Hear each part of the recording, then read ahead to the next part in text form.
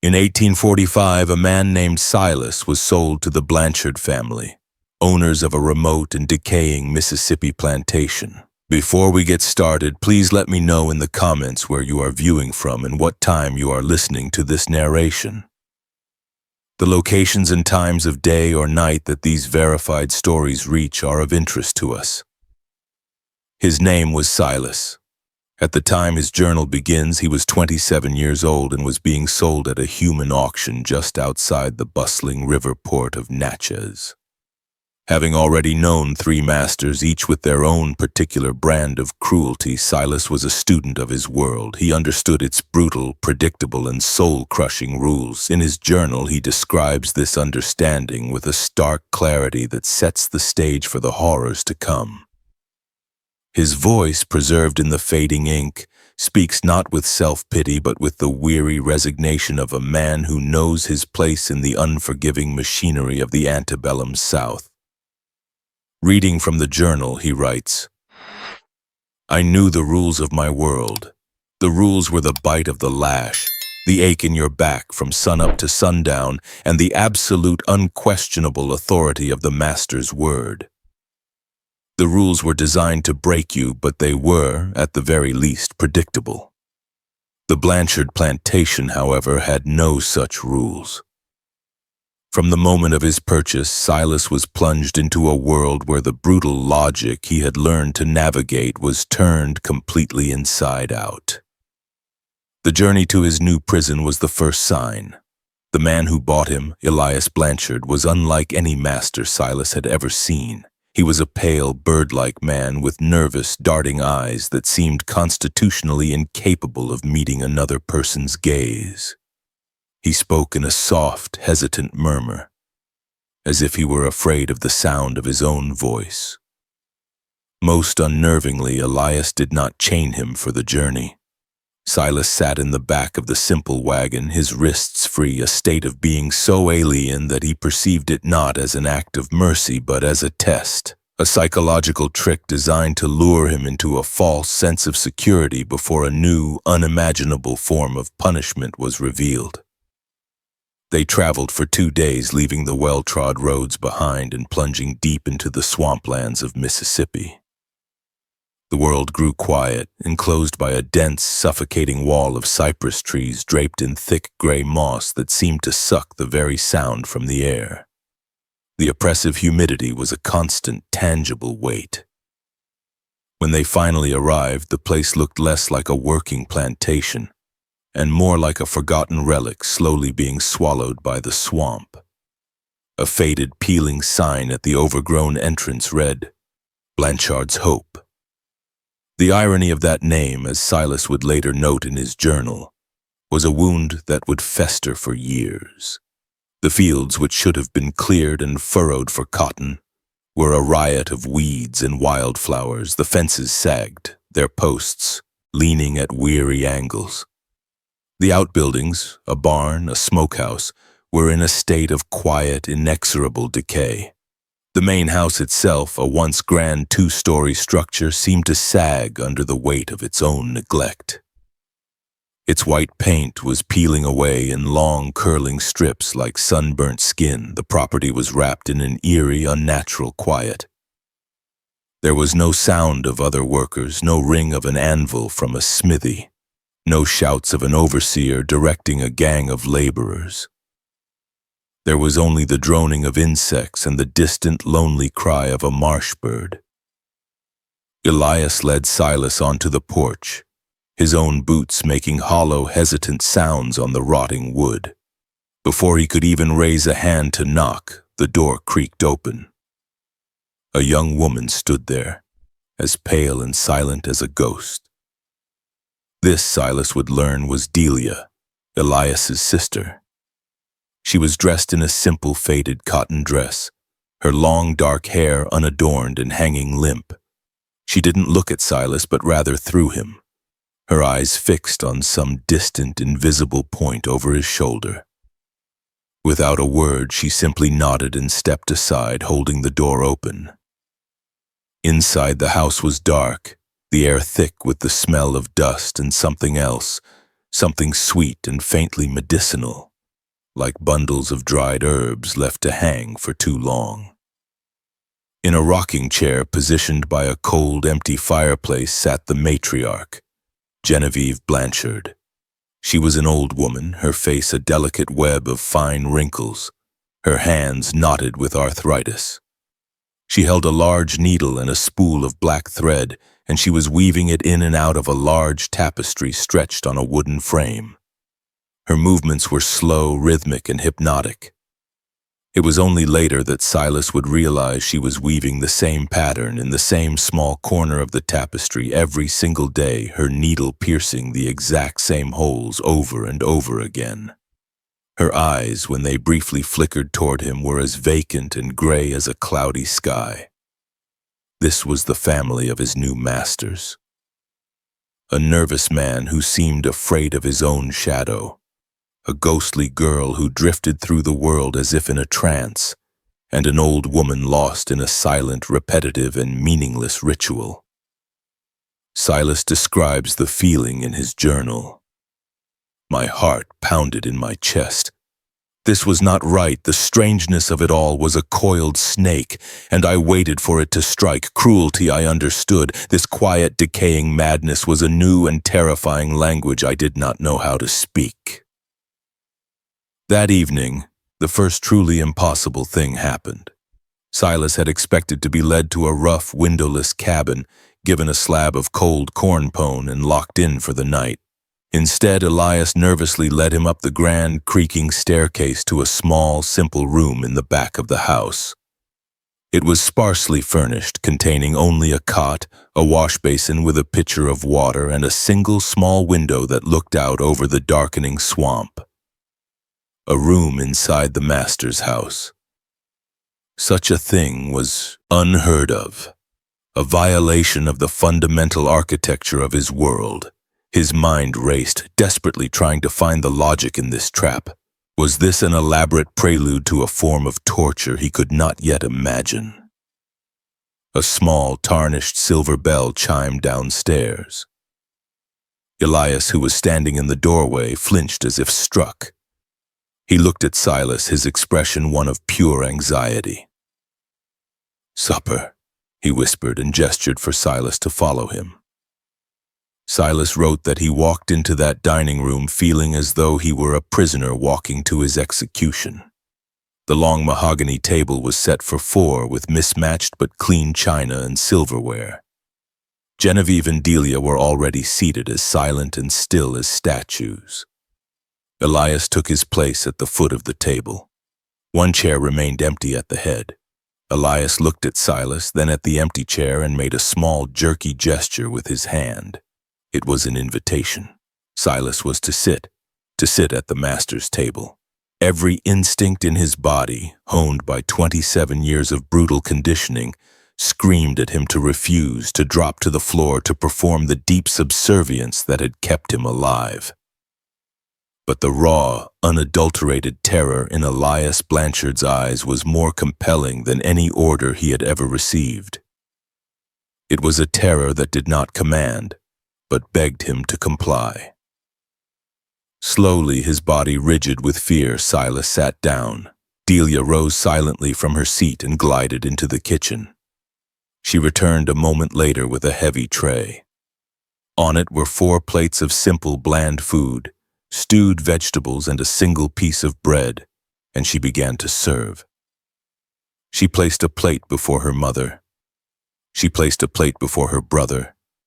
And then, her hands steady but her gaze averted, she placed a plate before Silas. A heavy silence descended upon the room. No one moved. No one spoke. The 3 Blanchards sat there, their hands folded in their laps, their eyes fixed on their plates. Then Elias looked at Silas, his Adam's apple bobbing in his thin throat. "Please," he whispered, his voice trembling with a desperate urgency. "You may begin." They were waiting for him. They were waiting for him, the slave, to eat first. His blood ran cold. In his journal, he describes this moment with chilling clarity. This was the test. This was the moment the charade would end. I knew with a certainty that burned like a brand that if I lifted my fork, a whip would crack across my back. If I touched the food, a pistol would be fired. This had to be the cruelest, most twisted joke a master had ever devised. He sat there, frozen, his hands clenched into fists under the table. The minutes stretched into an eternity. The silence in the room was so absolute, he could hear the blood pounding in his ears. Delia, the silent sister, made a small, almost imperceptible sound like a trapped animal. Her mother, Genevieve, began to rock back and forth in her chair, a low, rhythmic moan escaping her lips. Elias's face was a mask of pure, unadulterated panic. He looked as if he were about to be punished for Silas's inaction. His fear was so genuine, so raw, that it finally overrode Silas's own. Something was terribly, fundamentally wrong here, and his defiance, his adherence to the known rules of his world, was for some reason he could not comprehend, causing them immense distress. Slowly, deliberately, Silas picked up his fork. The air in the room grew still. He pierced a piece of cooked carrot. He raised it to his mouth. He chewed. He swallowed. And as he did, a collective audible sigh of relief passed through the three of them. The crushing tension in the room vanished in an instant. Elias immediately began to eat, his movements hurried and frantic. Delia and Genevieve followed suit, eating their food in a silent, joyless rush. The blow never came. The punishment never arrived. Silas sat there, a piece of bread halfway to his mouth, and a horrifying understanding began to dawn. This was not a test. This was the rule. This was the reality of Blanchard's hope. And in that moment he realized he was not in a prison of whips and chains. He was in a prison of the mind, and he was the only inmate who knew he was sane. The snake had not struck. It had uncoiled and revealed that it was wearing a human face, and that, he wrote, was the most terrifying thing of all. The days that followed that first surreal supper at Blanchard's Hope were, for Silas, a slow and agonizing education in the peculiar madness of his new masters. His journal from this period is filled with observations of a world governed by a logic he could not yet decipher. He awoke each morning on his cot not to the sound of a work horn or the overseer's shout, but to a profound and unnerving silence broken only by the chirping of insects from the swamp outside his window. His first instinct, a reflex born of a lifetime of servitude, was to rise immediately and find work, to make himself useful before his absence was noted and punished. But there was no work to be found. The cotton fields remained choked with weeds, a testament to seasons of neglect. The tools in the barn gathered rust, their blades dull, their handles splintered. His very presence, it seemed, was his only required function. He began to explore, cautiously at first, like an animal testing the boundaries of a new and unfamiliar enclosure. He walked the full length of the sagging porch, his footsteps echoing in the humid air, half expecting a shout to call him back. None came. He ventured into the overgrown garden behind the house, a riot of untamed roses and creeping vines that had long ago consumed the neat rows of a vegetable patch. No one stopped him. He was a ghost in their house, free to wander. Yet this freedom felt more like a cage than any he had known before. As he wrote in his journal, "A cage without bars is the most confusing prison of all, for you are never certain if you are truly trapped or if the door is, in fact, wide, open, and you are simply too afraid to walk through it." The Blanchards themselves were a study in quiet, repetitive motion, their lives a series of strange, self-contained rituals. Each morning, Elias would go to the barn. He would not mend a fence or sharpen a blade or feed any livestock, for there was none. Instead, he would take a set of old, rusted horse bridles down from a hook and for hours would polish the same cracked leather straps with a stiff brush. His movements jerky and anxious, his brow furrowed in a state of intense, almost painful concentration. Delia, the sister, would drift silently through the house with a dust rag, wiping down surfaces that were already clean, the mantelpiece, the dining table, the spines of the unread books in the parlor. Her gaze was always distant, her feet making no sound on the floorboards, as if she were floating an inch above them.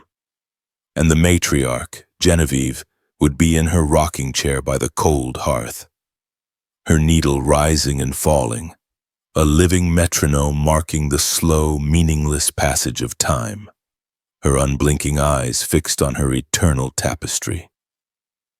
They were like figures in a broken clockwork mechanism, each performing their designated pointless task in a silent, desperate effort to keep the machine running. Through careful observation, Silas quickly learned that their world was governed by a single, all-powerful and invisible authority. They never spoke his name aloud, a sign of either profound reverence or profound terror. They referred to him only as the Superintendent. Every action they took or failed to take was measured against his perceived judgment. They lived in a state of perpetual low-grade anxiety, convinced that the Superintendent was always watching them from the shadows of the surrounding swamp, that his displeasure could bring about some unnamed catastrophic punishment. Their pointless labor was a desperate offering to this phantom deity. Elias polished the bridles because the Superintendent demanded all equipment be maintained in a state of readiness. Delia dusted because the Superintendent required perfect cleanliness and order. Genevieve wove her tapestry because Silas could not fathom what reason she had, but he knew, with an unshakable certainty, that it was connected to him. The most terrifying discovery of all, however, was the role they had assigned to him. It was a revelation that came to him not in a single moment, but through a series of small, baffling interactions. He was not a slave. In their fractured reality, he was something else entirely. The first significant clue came a few days after his arrival. He was standing on the porch watching Elias in the barn, when the man suddenly stopped his polishing, looked up at Silas with wide, panicked eyes, and scurried over from the barn. He stood before Silas, wringing his hands, his head bowed, his gaze fixed on Silas's boots. Is it satisfactory?" Elias stammered, his voice barely a whisper.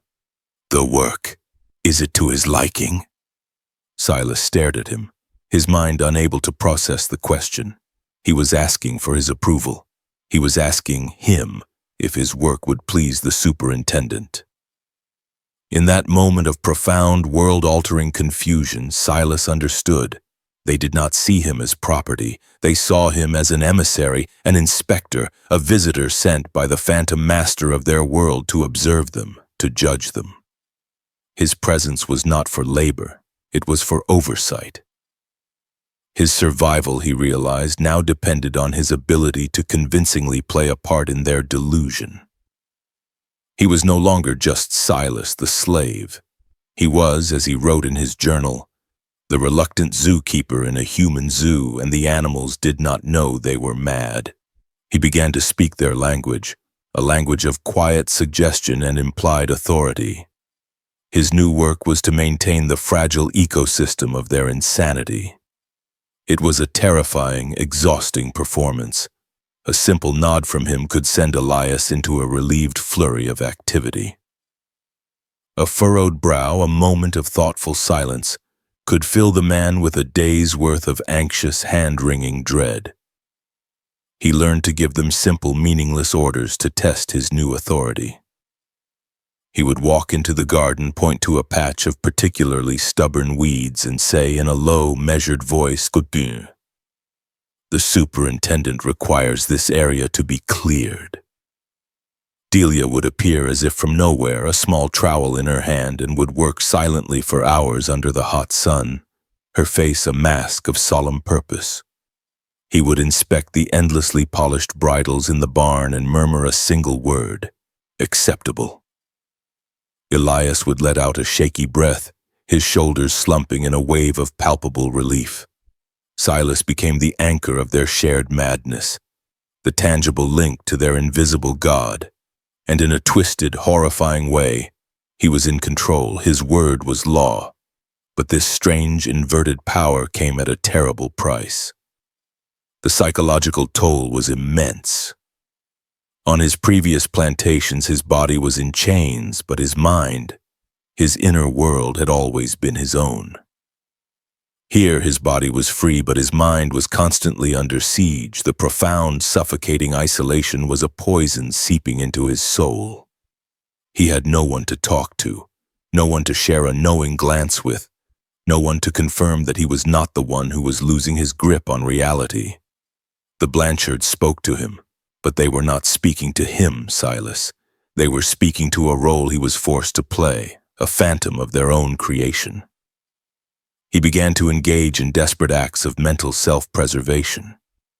He would have long, detailed conversations with himself in the privacy of his room, just to remember the sound and feel of a real conversation. He would walk deep into the swamp, far from the house, and recite the names of the men and women he had known on other plantations, a litany to keep their memories and the memory of a real world alive. There were nights he would wake, up in a cold sweat, his heart pounding, convinced that he had forgotten his own name, that he too was beginning to believe in the Superintendent. The fear was a constant companion. It was not the sharp, immediate fear of the lash, but a deeper, more existential dread. What would happen if he said the wrong thing? What if he broke a rule of their delusion that he did not yet understand? Their madness was a placid lake, but he knew that beneath the surface there could be untold violence. What would these gentle, broken people do if their reality was threatened? Would they turn on him? Would their terror of the Superintendent's wrath be directed at him, the one who had failed to properly convey his will? One afternoon, this fear almost became a reality. Genevieve, the matriarch, ran out of the black thread she used for her tapestry. She sat frozen in her chair, her gnarled hands hovering over her work, a low, keening moan beginning to build in her throat. The sound was thin and reedy at first, but it grew in volume, a sound of pure animal distress. Elias and Delia rushed to her side, their faces etched with a shared terror. They looked at Silas, their eyes wide with panic. It was a crisis, a disruption in the ritual. "The thread," Elias whispered, his voice shaking. "We have no more. He will be displeased." Silas knew he had to do something. He had to restore order to their broken world. He walked over to the old woman, his mind racing. He pointed to a different color in her sewing basket, a deep, rich blue. "The Superintendent," Silas said, his voice as calm and authoritative as he could make it, a voice he didn't recognize as his own, "has decided that this section requires the color of the evening sky." The three of them stared at him. The moaning stopped. The silence in the room stretched, thick and heavy with unspoken questions. Then, as if a switch had been thrown deep within her mind, Genevieve nodded slowly. She picked up the blue thread, threaded her needle with a steady hand, and began to weave. The crisis was averted. Elias and Delia slumped against the wall, weak with relief. Silas walked out onto the porch, his own body trembling, his shirt soaked with sweat. He had just rewritten a line in their scripture, and they had accepted it as gospel. He was not just an observer anymore. He was becoming a creator, a priest, a master. The power he held was intoxicating and terrifying in equal measure. As he wrote that night, "I am the only black man in Mississippi who owns a white family.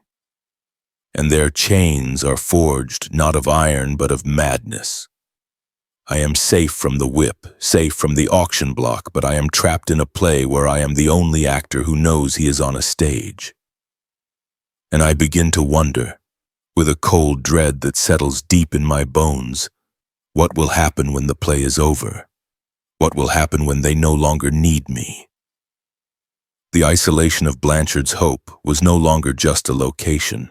It was a condition of his soul, and he feared more than anything that one day he would look in the mirror and see a stranger staring back, his eyes as vacant and lost as theirs. The seasons at Blanchard's hope turned with a slow, dreamlike quality.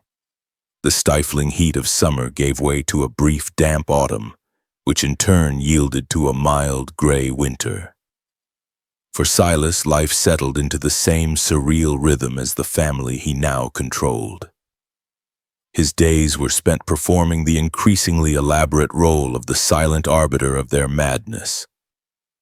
He would walk the property with a thoughtful, appraising air, his hands clasped behind his back, issuing quiet, nonsensical decrees that had become the central pillar of their existence. He would approve Elias's endlessly polished bridles, commend Delia on the spotless state of the dusty furniture, and occasionally, when a new color was required, he would select a new thread for Genevieve's eternal tapestry. They in turn tended to his needs with a fearful reverence, as if he were a temperamental deity who must be appeased. They cooked his meals, washed his clothes, and maintained his small room in the back of the house, all with the desperate, unspoken hope that his comfort would translate into a favorable report to the all-seeing, all-powerful superintendent. But as the months wore on, the psychological weight of this grand deception grew heavier. The loneliness, which had at first been a dull ache, sharpened into a constant, piercing pain. It was a pressure behind his eyes, a hollowness in his chest. He was the king of this strange, decaying kingdom, but his subjects were ghosts, and his crown was woven from their insanity. His own mind, deprived of genuine human contact, began to fray at the edges. He found himself listening for footsteps in the woods, half believing, in moments of extreme exhaustion, that the superintendent might actually appear. He started having nightmares, not of whips and chains as he once had, but of the Blanchards' vacant eyes, their faces turning towards him in perfect, horrifying unison, their lips parting to ask a question he could not answer, their gentle madness finally curdling into something violent and accusatory. The performance was exhausting him. The constant vigilance, the need to remember every lie, every invented rule, every subtle nod and gesture that held their fragile world together. It was a heavier burden than any bale of cotton he had ever been forced to carry. He knew with a bone-deep certainty that he could not continue this way indefinitely. He needed an answer. He needed to understand the source of their shared delusion, the original sin that had given birth to this pocket of insanity. He became convinced that the truth was hidden somewhere within the silent, decaying house, a secret locked away like a cursed heart. It was a dangerous idea, a violation of the unspoken sacred trust they had placed in him as their link to the superintendent, but the need to know, the desperate need to find an anchor for his own sanity, became an obsession that overshadowed all else. His search began in the dead of night, the only time he was truly alone, when the house was finally still, when the soft, anxious snores of Elias and the quiet, shallow breathing of the women were the only sounds, he would slip from his room. With a single sputtering candle to light his way, he became a phantom in his own prison, exploring the forbidden corners of the Blanchard home. He began in the parlor, a room they never used. He searched the dusty bookshelves, flipping through volumes of sermons and faded poetry, looking for some inscription, some hidden note or letter tucked between the pages. He found nothing. He sifted through the contents of old chests in the hallways, his fingers brushing against faded linens that crumbled at his touch, releasing the faint, sad scent of lavender and thyme. The house was a museum of a life that had ended long ago, but it offered no clues as to how or why. His search eventually led him, as he knew it must, to the attic. The door at the top of a narrow, creaking staircase at the back of the house was locked. It was the only locked door he had found in the entire residence. A locked door on a plantation was a thing of immense power, a clear and absolute statement of a master's authority over his domain. The fact that this one remained locked, even in the family's current state of disordered ritual, told him that whatever lay behind it was important. It was the heart of the secret. It took him 3 nights of patient, careful, and nerve-wracking work with a piece of stiff wire he had found in the barn to pick the old rusted lock. The sound of the latch finally giving way with a loud clack was like a gunshot in the silent house. He froze, his body rigid, his heart hammering against his ribs, listening for any sign that he had woken the family. But there was nothing but the sound of his own ragged breathing. He pushed the door open, a cloud of thick, stale air washing over him, carrying the scent of dry rot and dead insects. The attic was a graveyard of forgotten things. Old furniture, a crib, a broken rocking horse, several high-backed chairs stood shrouded in white sheets like a silent, ghostly congregation. Cobwebs as thick as cotton draped from the rafters, stirring faintly in the draught from the open door. In the center of the room, positioned directly under a single grime-covered dormer window, was a small, unassuming writing desk. And on that desk, lying open as if its owner had just stepped away for a moment, was a leather-bound diary. His hands trembled as he approached it, the candle flame dancing and throwing his shadow, large and distorted against the sloping walls. The diary was old, the leather cracked and peeling, the pages yellowed and brittle at the edges. The handwriting within, however, was shockingly clear.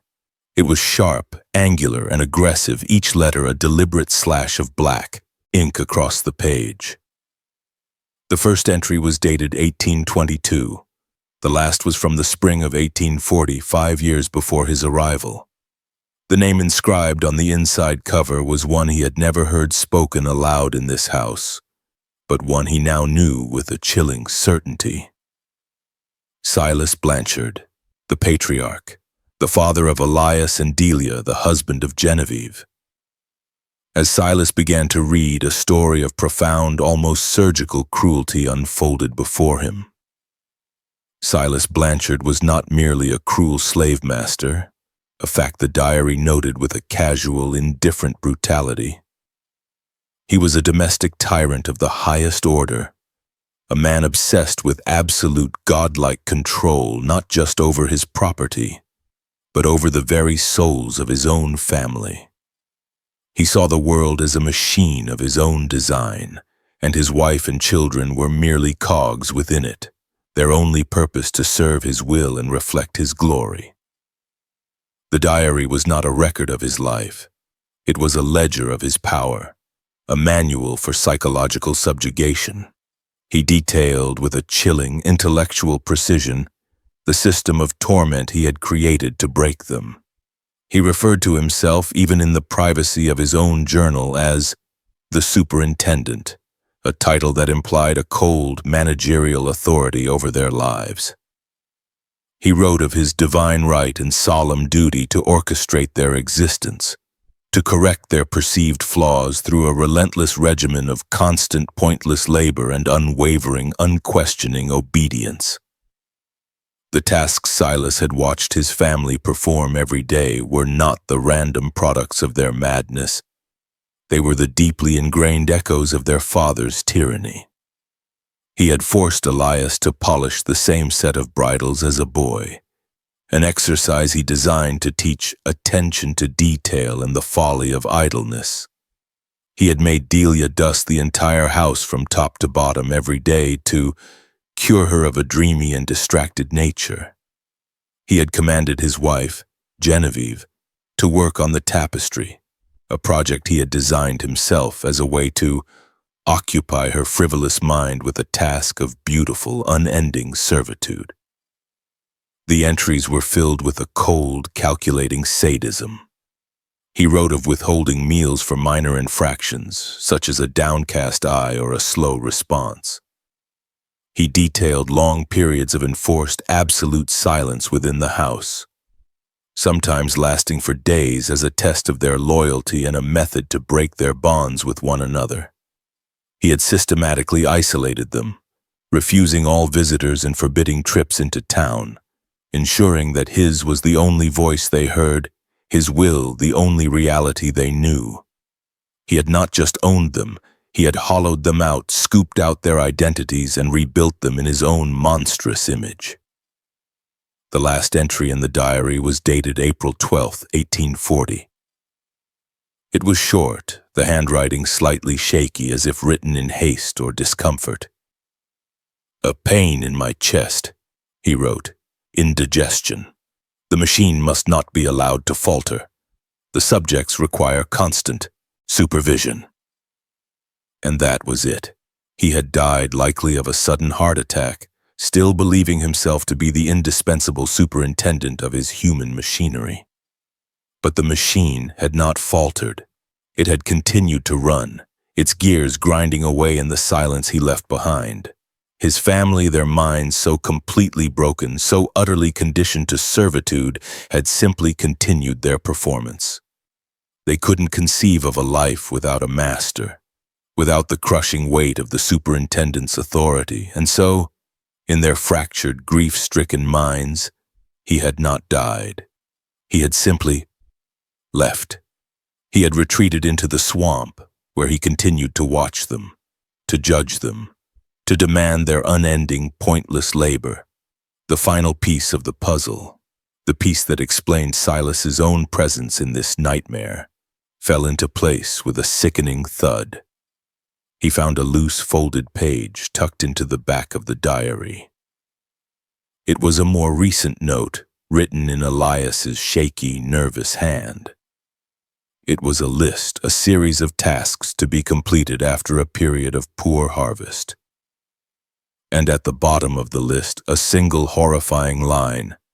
"The superintendent requires a new visitor, must acquire one from the Natchez market."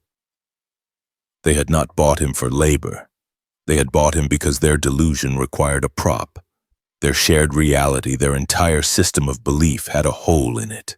The superintendent was gone, but his judgment still needed to be conveyed. They needed an emissary, an inspector, an outside figure to complete the broken circuit of their world. Silas was not a slave to the Blanchards. He was a slave to their father's ghost. He closed the diary, the dry leather cracking under his fingers. He sat there in the dusty silence of the attic, the candle burning low, and a strange and terrible clarity washed over him. The mystery was solved. The madness had a name, Silas Blanchard. But this knowledge was not a key that could unlock his prison. It was merely a map that showed in painstaking detail the precise architecture of its walls. He now understood the nature of their disease, but what he didn't know was the cure. Or if there even was one, he now held the truth in his hands, a truth so potent it felt like a weapon that could either set them all free or burn the entire rotten house to the ground with them inside it. The performance had been exhausting, but the improvisation that was to come would be far more dangerous. He had to make a choice, and he knew with a certainty that chilled him to the bone that whatever he chose, the suffocating silence of Blanchard's hope would soon be broken one way or another. Silas left the attic that night with the weight of the Blanchard family's history settled upon his shoulders like a funeral shroud. The diary, the testament of their father's monstrous cruelty, felt like a lead weight in his hands. He hid it beneath a loose floorboard in his own small room, a secret within a secret, a truth buried in the heart of a lie. For the next several days, he moved through the house in a daze, his newfound knowledge coloring every interaction, every silent glance, every meaningless, tragic ritual. When he saw Elias anxiously polishing his bridles, he no longer saw a madman. He saw a terrified boy still trying to earn the approval of a father who had been dead for 5 years. When he watched Delia drift through the halls with her dust rag, he saw a young woman whose spirit had been so thoroughly broken that she could only find purpose in the mindless repetition of a long-ago punishment. And when he looked at Genevieve, her needle rising and falling in the same patch of tapestry, he saw a wife whose love and loyalty had been twisted by a suffocating tyranny into a form of living death. Her hands still performing their duty to a husband who was nothing but a ghost in her mind. His pity for them was a new and dangerous emotion.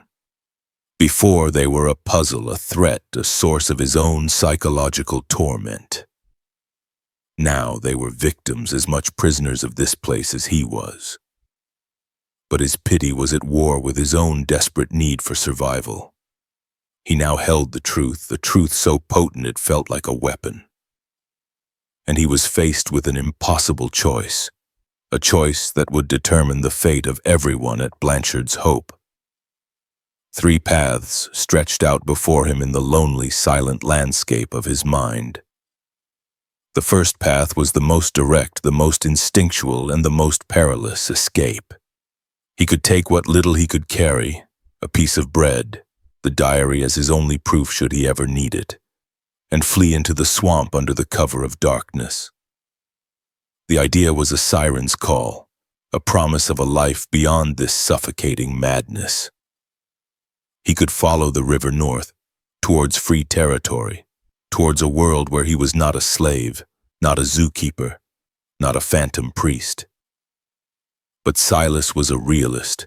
He was a lone black man in the heart of Mississippi in 1845. Freedom was a near impossible dream, a gamble against insurmountable odds. The swamp was treacherous, filled with dangers both natural and man-made. And beyond the swamp were the slave patrols, the dogs, the posters promising a reward for his return. Capture meant a brutal, certain death, not simply a return to servitude. To flee was to choose a sliver of hope at the cost of almost certain destruction. The second path was the path of the liberator, the truth-teller. He could confront them. He could bring the diary down from his room, place it in their hands, and force them to read the words of their tormentor. He could show them that the superintendent was not a phantom in the woods, but a monster in their memories. He could try to break the spell, to shatter the foundation of their shared delusion and lead them back into the real world. But what was that world? A world where they would have to confront the fact that they had wasted years of their lives serving a dead tyrant? A world where they would have to grapple with the shame and horror of what had been done to them. Their minds were as fragile as a spider's web spun across a gaping chasm. The truth, delivered so bluntly, might not heal them. It might destroy them entirely. It could shatter their sanity beyond any hope of repair, or, in their psychotic break, it could cause them to turn on him, the bringer of this terrible news, with a violence he could not predict. To tell the truth was to play God, and Silas had no idea if he would be a savior or an executioner. And then there was the third path, the path of the shepherd, the path of the king. He could do nothing. He could leave the diary hidden beneath the floorboards, its secrets rotting along with the house. He could continue the performance, accept his role not as a temporary visitor, but as the permanent, silent master of this strange and terrible kingdom. In a twisted, horrifying way, this was the safest path. Here, he was in control. He was fed, he was clothed, he was safe from the whip and the auction block. He was the arbiter of their reality. He could be a benevolent ruler, his quiet decrees a gentle balm on their broken minds. He could steer their madness, keep them safe in their delusion, and in return be kept safe by it. It was a life of a sort, a strange gilded cage where he was both prisoner and warden. It was a life of profound, soul-crushing loneliness, but it was a life.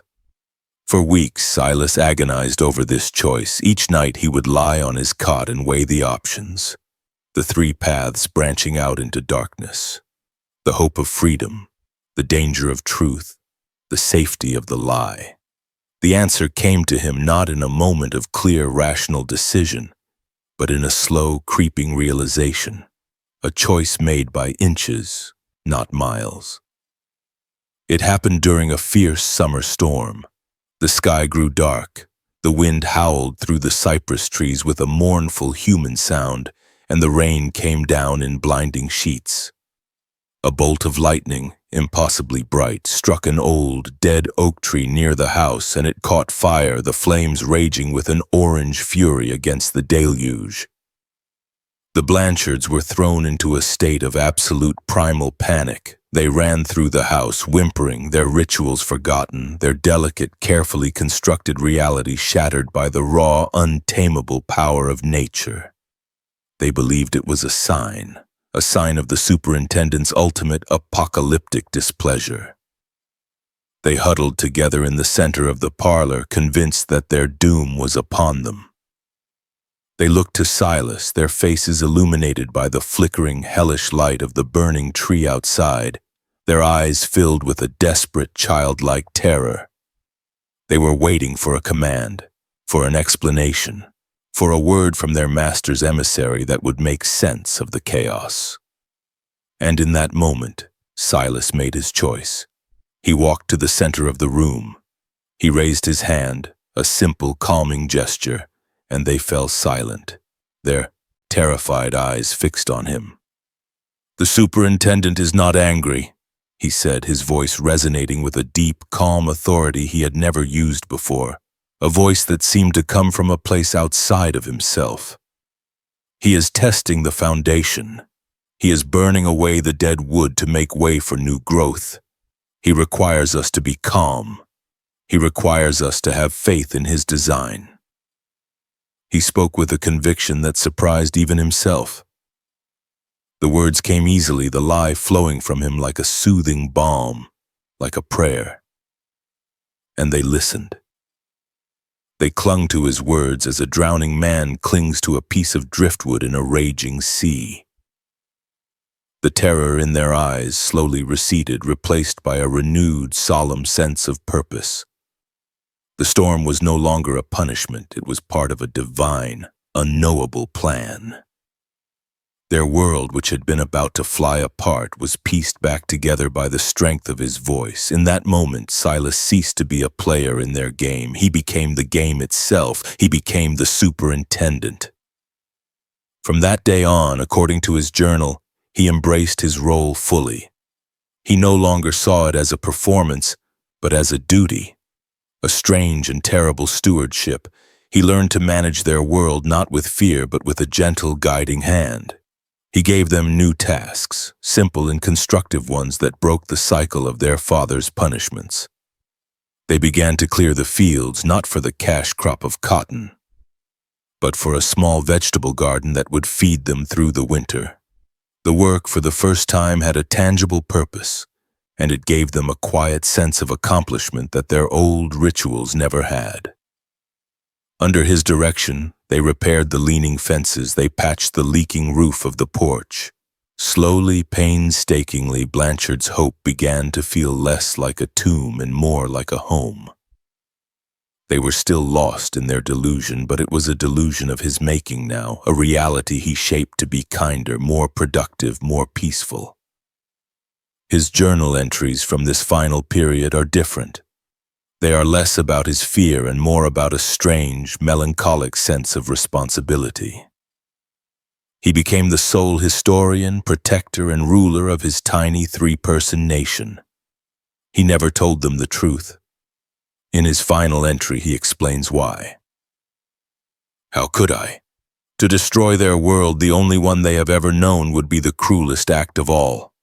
They are my flock, and I am their shepherd. I give them their orders, and they obey. I eat at their table, and they serve me. They believe they are enslaved, and I am their master." The journal ends there. There are no more entries. We do not know what became of Silas or the Blanchards. We do not know if he lived out his days as the benevolent king of his mad kingdom, or if he eventually sought his own freedom. or if some outside force finally shattered their strange, isolated world. The silence of history reclaims them, but the journal remains. It is a testament to a man who, when faced with an impossible choice, chose not the hope of freedom nor the burden of truth, but the profound, soul-crushing weight of compassion.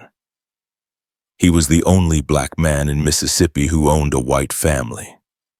In that forgotten place, that small, strange pocket of the world, he found a terrible and profound kind of freedom. A freedom that feels, as one reads his final words, exactly like a cage.